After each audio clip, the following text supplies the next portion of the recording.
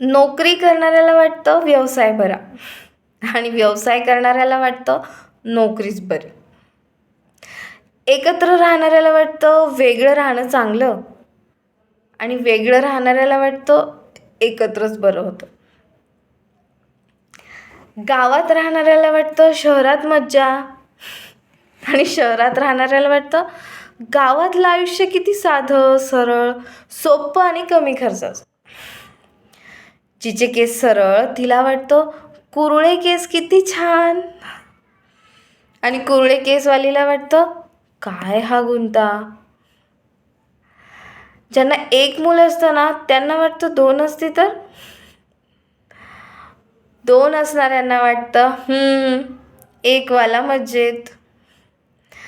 आणि ज्यांना मुलंच नसतं ते म्हणतात काहीही चालेल. दोष बघणारे रामातही दोष बघतात आणि स्तुती करणारे रावणाचीही स्तुती करतात.